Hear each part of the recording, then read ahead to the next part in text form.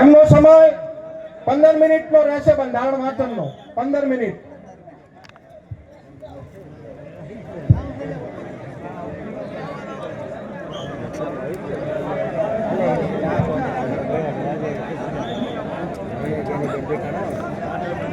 સૌ બેસી જઈશું.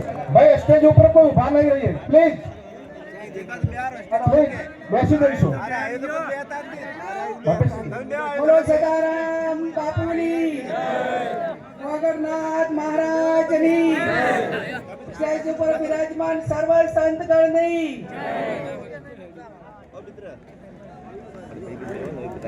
આજે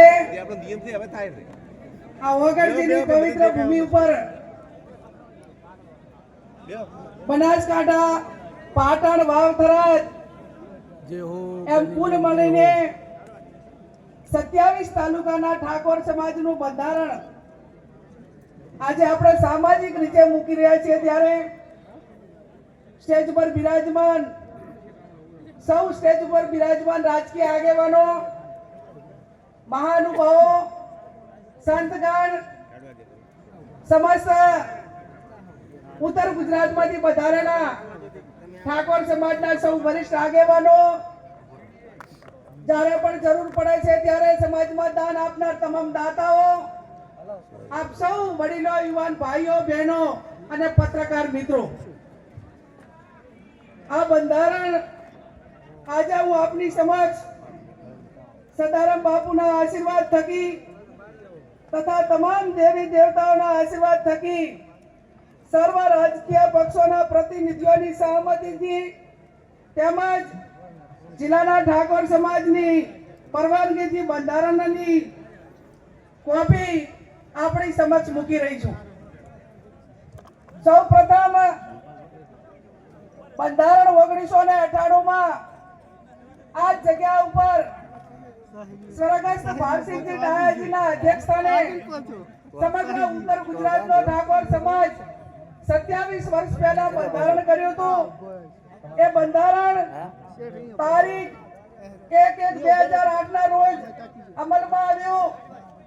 એના પછી 1998 માં દિયોદર મુકામે આ વિસ્તારમાં પ્રથમ સમૂહ લગ્ન માધવસિંહ સોલંકી સાહેબના અધ્યક્ષસ્થાને અને સદારામ બાપુના અધ્યક્ષસ્થાને 60 સમૂહ લગ્નની શરૂઆત થઈ અને આ સમૂહ લગ્ન 60 માં એ મોટા ભાગે તમામ જે યુવાન હોય યુવતી હોય દીકરો દીકરી એ ઠાકોર સમાજના વરિષ્ઠ આગેવાનોના તમામ દીકરા દીકરીઓ જોડાણા હતા.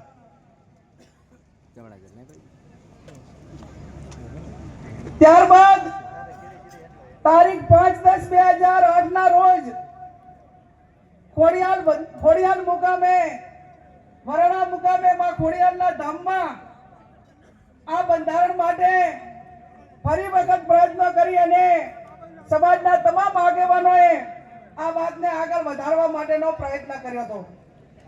એના પછી ક્યાંક ને ક્યાંક બંધારણનો અમલ નતો થતો.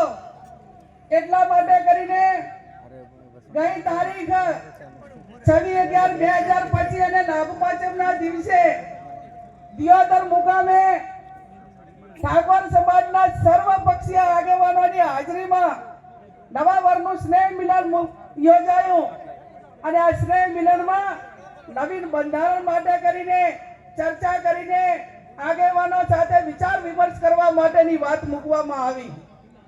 એના પછી તારીખ 15/11/2026 ના રોજ જગદીશભાઈ ઠાકોર સાહેબ હોય ધારાસભ્યો હોય અને આગેવાનોની હાજરીમાં આખા 3 જિલ્લાને કોમન આપણા કયું બંધારણ રહી શકે તેના માટેની એક મુદ્દાની ચર્ચા કરી અને તારીખ 15/11/2025 ના રોજ આ તમામ મુદ્દાઓ નક્કી કરવામાં આવ્યા.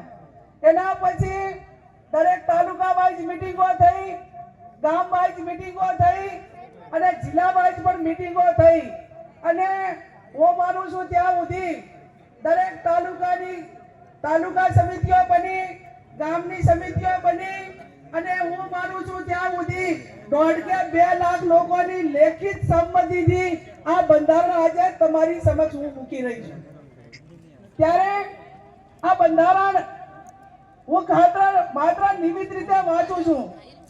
આ બંધારણ સંતોના આશીર્વાદ, સમાજના તમામ પક્ષના આગેવાનોની મહેનતથી અને આજે સ્ટેજ ઉપર બેઠેલા તમામ આપણા મહાનુભાવોના માર્ગદર્શનથી આ જ્યારે બંધારણ થઈ રહ્યું છે, ત્યારે આ બંધારણ કોઈ વ્યક્તિ નથી અમલમાં મૂકવાની, આ તમામ સમાજ મૂકવાનો છે.